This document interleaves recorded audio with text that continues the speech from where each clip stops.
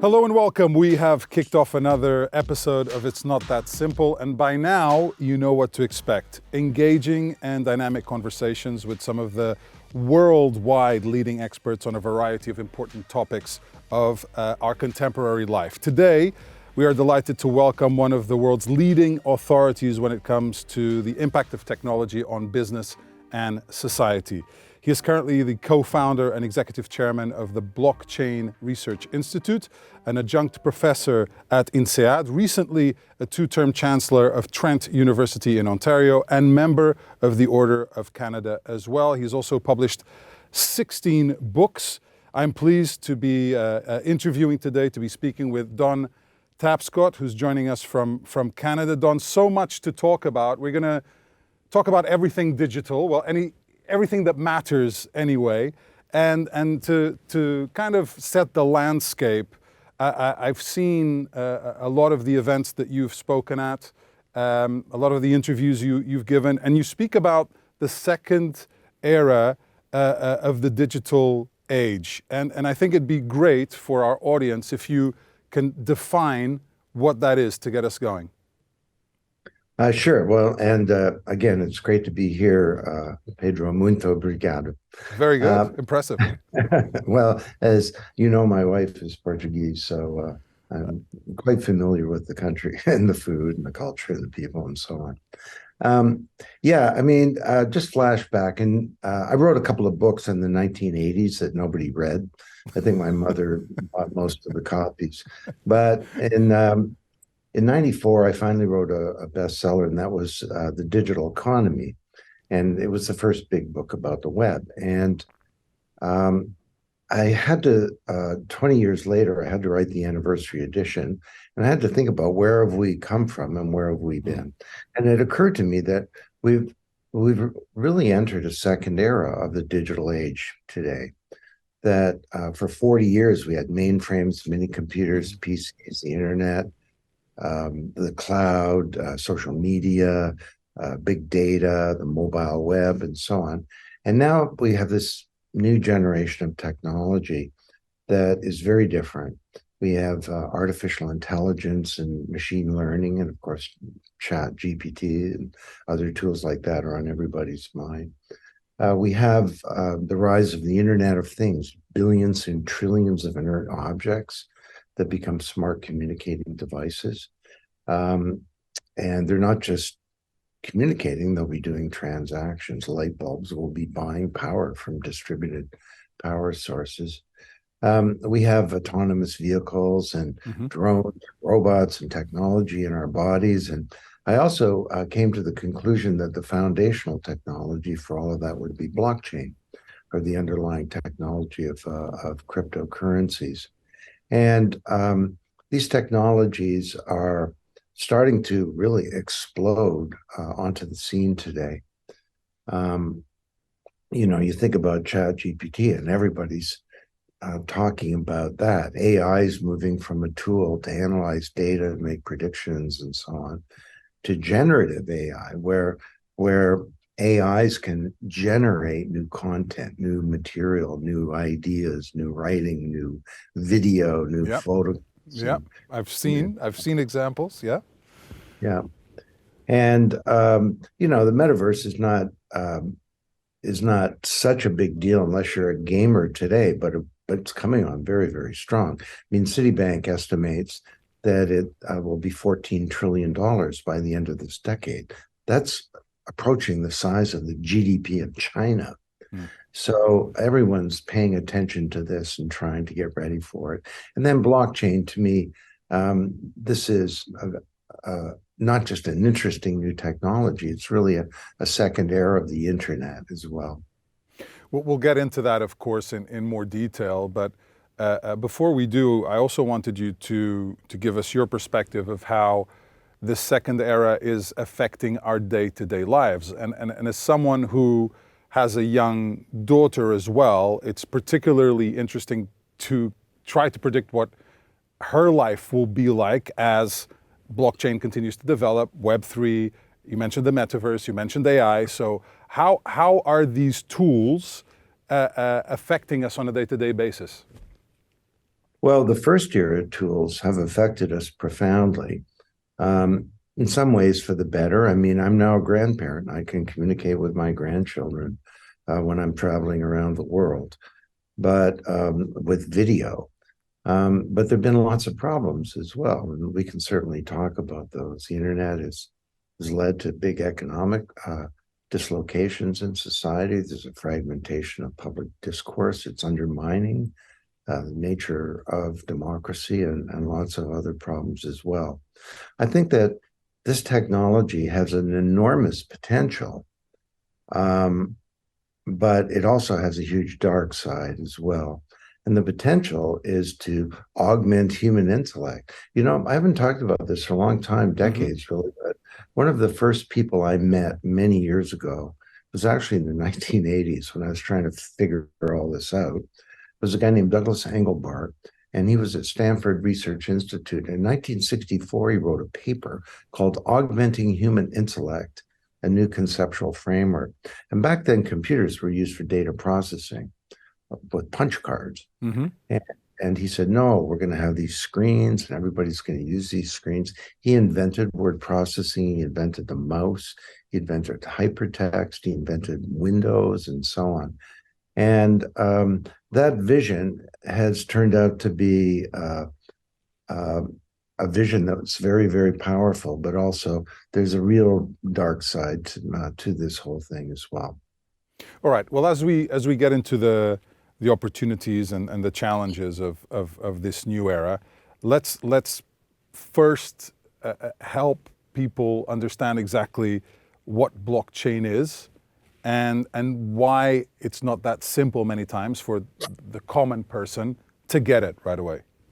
Yeah, it's actually a simple idea. Let me explain it this way. For 40 years, we've had an internet of information.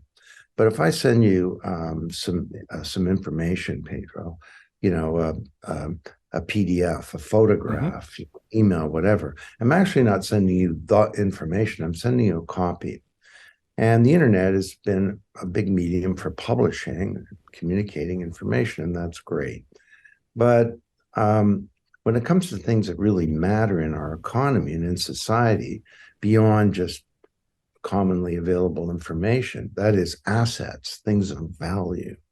When it comes to things like that, money, stocks, bonds, securities, intellectual property, the data in our identities, cultural assets like art or music or vote's an asset, something of value that belongs to somebody.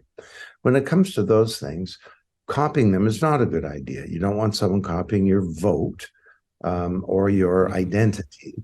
And if I send you, you know, 1,000 euros, it's really important that I don't still have the money, right? So computer scientists called this the double spend problem for decades.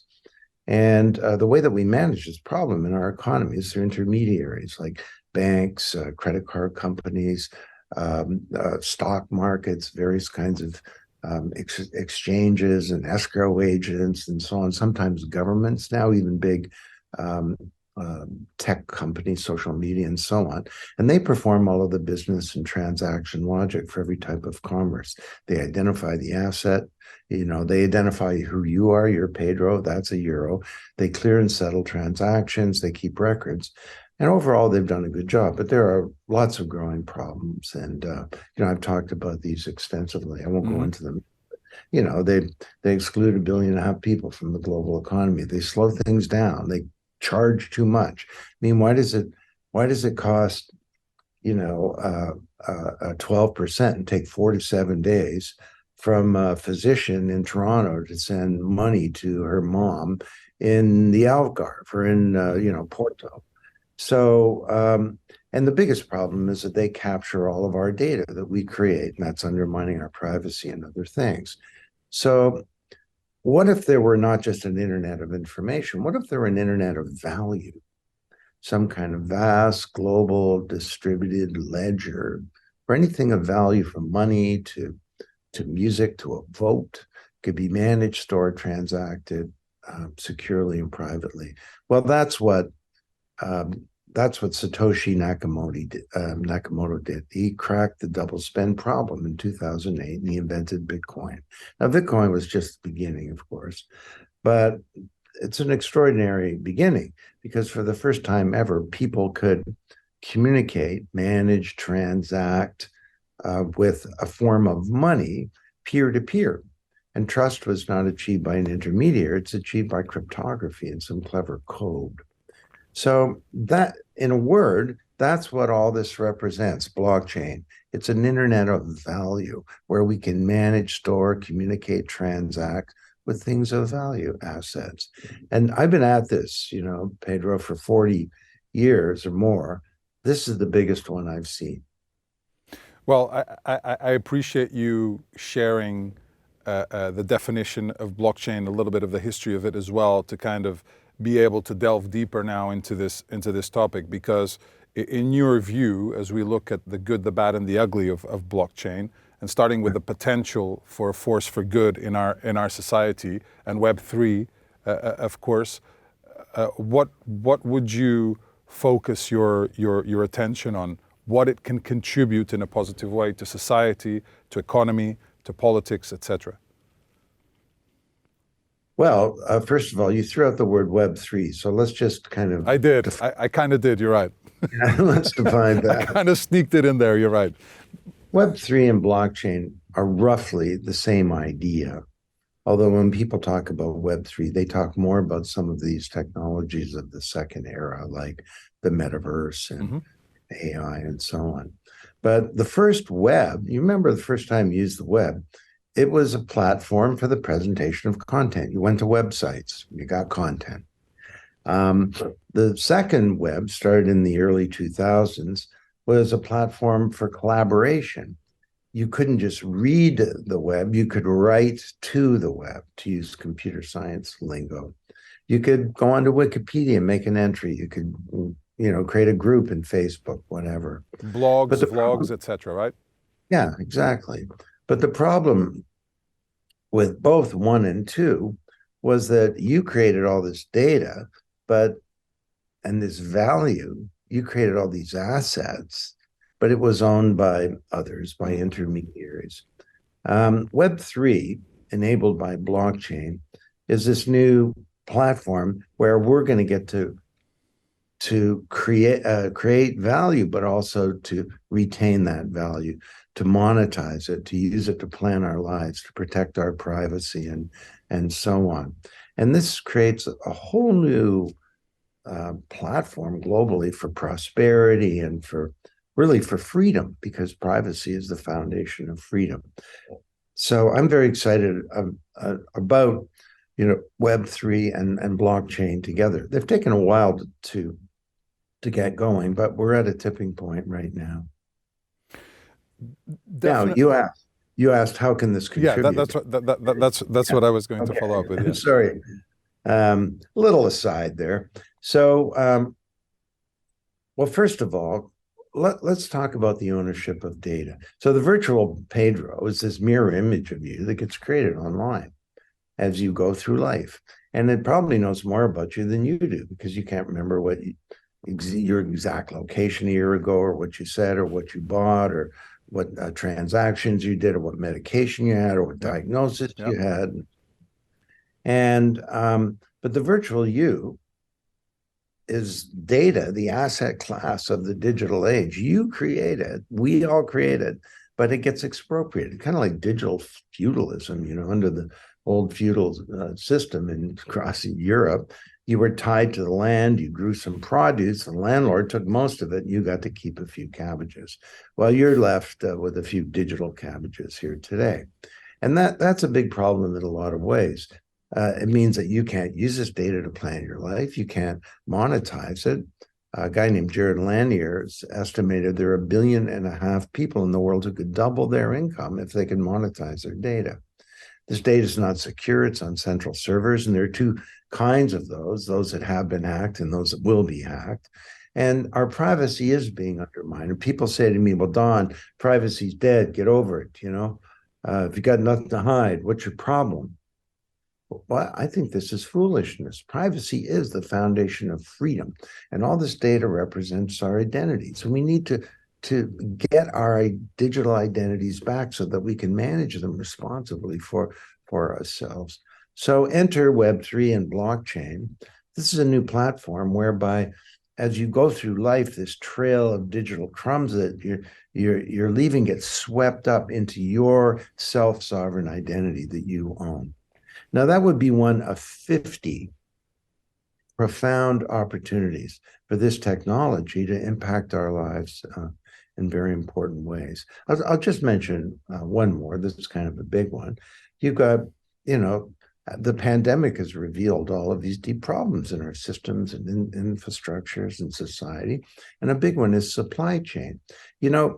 We couldn't in Canada, and this is a problem in the United States 6 months ago, you couldn't get children's Tylenol for your kid. It wasn't on the shelves. Well, how can this be? This is like 2022, 23. Well, our supply chains are these super complicated things, and they need to be rebuilt around this technology. You got trains, boats, and planes, and trucks, and various parties, and borders, and escrow agents, and authorities, and lawyers, and intermediaries, and tax people, and all of these are working together serially. There's paper flying around, and phone calls, and emails, and traditional systems like EDI and so on. I mean, it's like spaghetti. And what if all of this was a shared network state, a single transparent ledger that everyone could see? You could have a single version of the truth. You could have smart payments through smart contracts. Smart contracts are enabled by this technology, and they're just what they sound like. They're contracts, agreements between people made of software. And you deliver something, you get paid, you bring somebody on your show and they charge a fee. The show's finished, it's automatic. They get paid, and so do you. So we could have real-time transactions. There would be no 3-day settlement period between a payment and a settlement, where clearing happens and all these intermediaries, because the payment and the settlement would be the same thing. It'd just be an entry to the ledger. So this is going to take a while, but we can rebuild our global supply chains, and that would have an unbelievable impact on prosperity, on the metabolism of global commerce, and on getting stuff to where it ought to be. Supply chains are the foundation of our economy. If you own it, whatever it is, it came from a supply chain. So that's a second of 50 big opportunities. We could talk about this all day. So I'm going to combine what are the major threats, okay, in the development of this technology. I'm going to combine that with the regulatory part of it, because I know you have quite strong opinion on that. So in the interest of time, I'm going to ask you, all right, what are the threats? What do we need to look out for? And then how do we regulate this, especially considering that it's a technology which seems to be ever changing, ever evolving on a day-to-day basis? Well, if you think about the first era, when I wrote The Digital Economy, I was very upbeat. 1994, it said the internet, web, stuff's going to be great. I said some things could go wrong. I said we could lose our I said 7 things.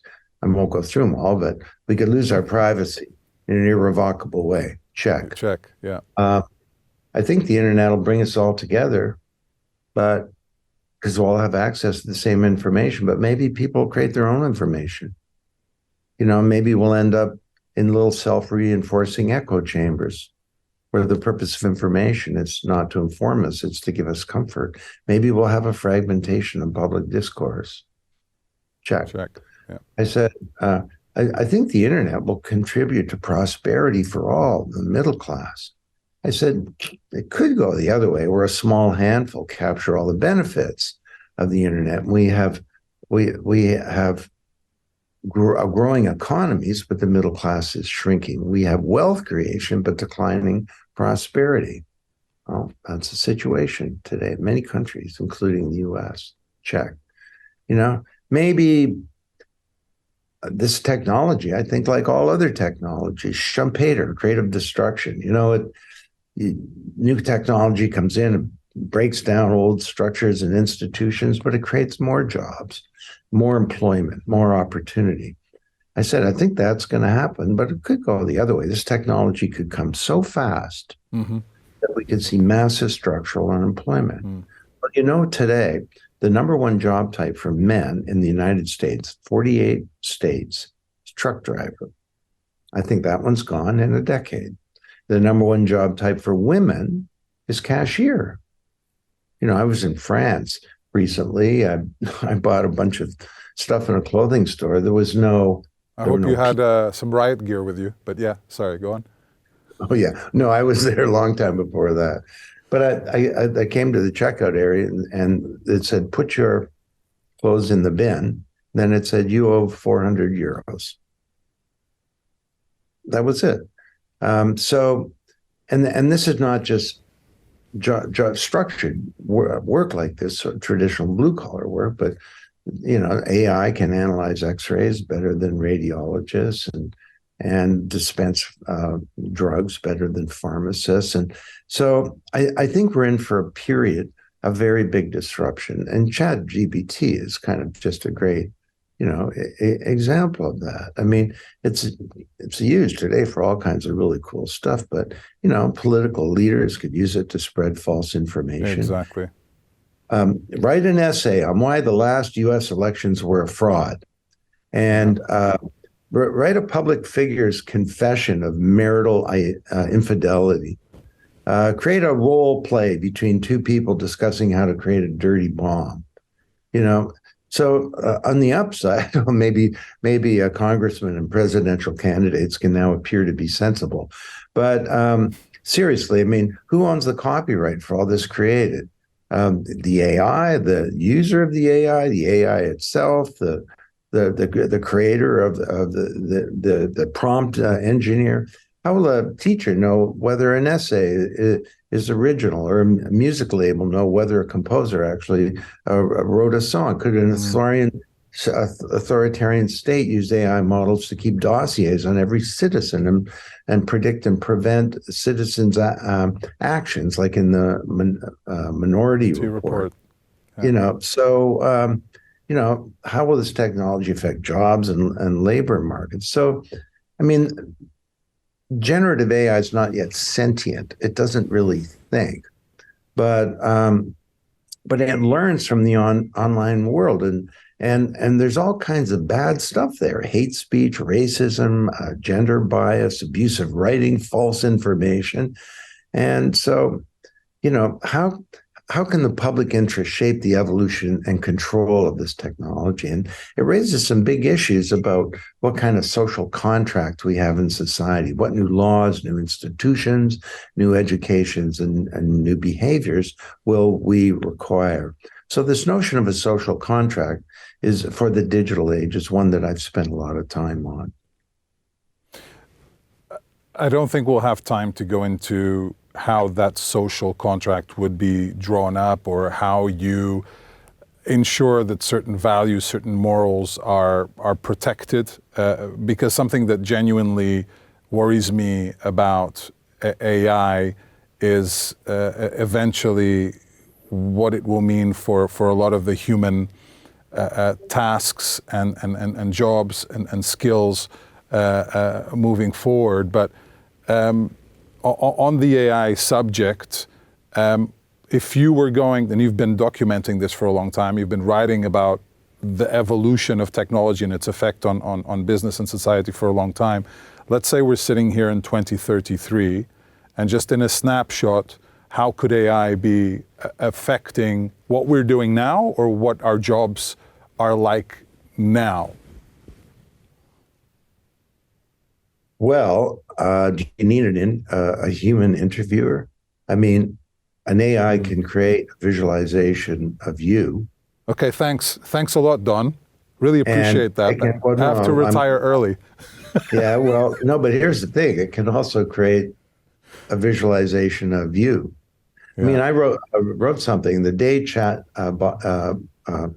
ChatGPT came out, I was writing a proposal, and I started off using ChatGPT, 2 paragraphs. And then I said, let's look at the above 2 paragraphs, because they weren't written by me.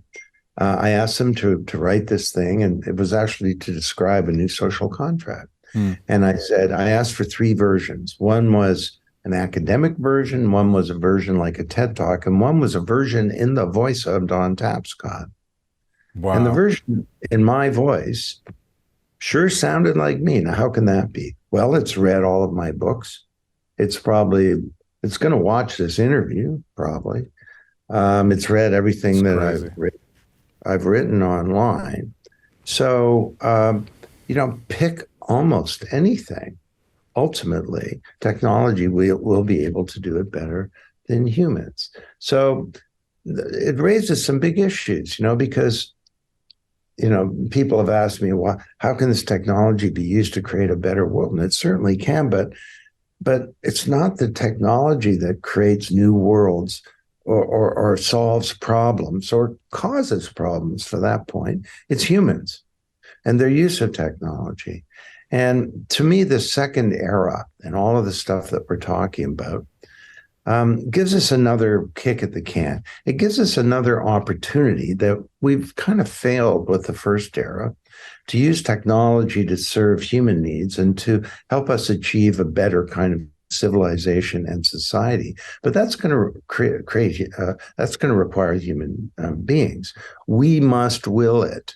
We must find a way to make this happen, because the future doesn't just happen, it's achieved, People call me a futurist, and I don't really like that. I think the future is not something to be predicted, it's something to achieve. Okay, final question before we go into the quick fire.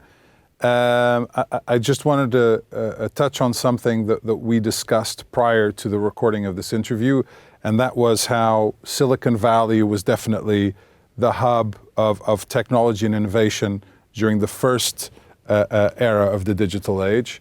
And you have quite an interesting prediction of where the second era could be based, quickly.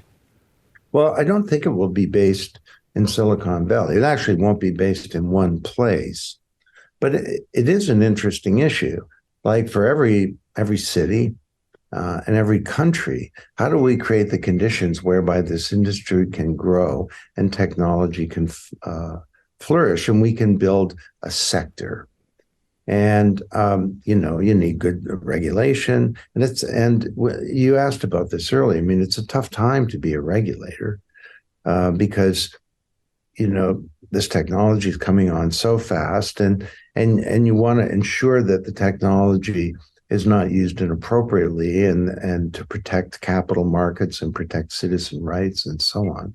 But on the other hand, you don't want to prevent innovation from occurring as well.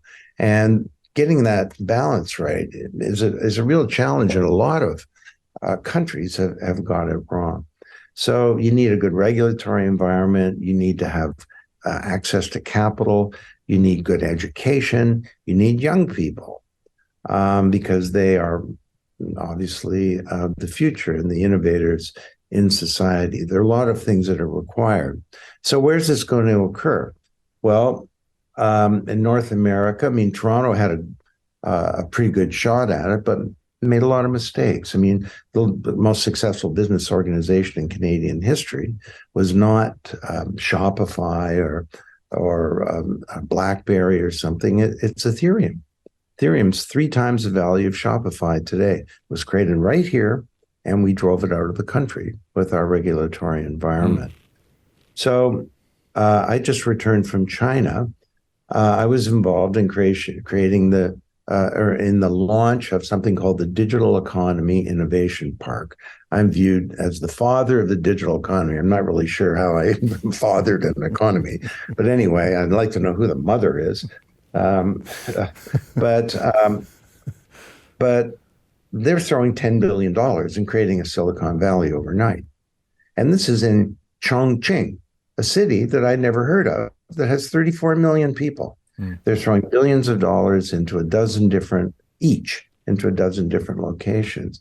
But you think about Europe, there's some interesting stuff that's happening in Germany. I think Portugal and the current policies of the government to encourage innovation and entrepreneurship to come to Portugal are quite exemplary, actually.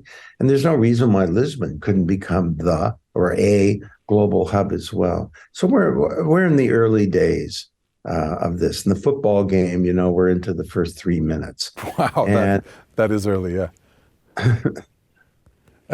Look, we're going to finish with the quick fire questions. So here's the rules. Sure. One word or one short sentence answers, okay? I've got 4 questions for you. And is this obviously drawing from your area of expertise? What is one personality trait a good leader would really benefit from having? Curiosity. Good one. What is the biggest challenge humanity faces today? Forging a new social contract for the digital age that includes ensuring that we can protect our environment. If you could change one thing in the world by magic today, what would that be? The attitudes of people about climate change and about the need for interdependence, that we must work together to solve problems. We have a common interest. Definitely do. And finally, what's the most important learning of your career and life, if you were to sum it up in one sentence? About my career, I would say, don't give up. Just keep going. You're going to fail. You need to keep showing up. You need to keep working. You need to never give up. And if you do that, and if you apply good values, a sense of responsibility to your work, you can live a principled life of consequence. And that's my hope for all young people today. Don, it's been an absolute pleasure to have an opportunity to speak with you, exchange thoughts, learn from you as well. Continued success to yourself and to your family. I know your son also does great work in this landscape. So I know you'll be coming to Portugal later this year. So enjoy it when that happens. Okay. Muito obrigado. Very well again. Absolute pleasure to speak with Don Tapscott, who's broken down the second era of the digital age and given us valuable insight and shared his expertise as well on blockchain, Web3, touched a little bit on AI and what needs to happen to make sure this technology can be used to contribute positively to our society. That'll do it for this episode. See you again soon on the It's Not That Simple series.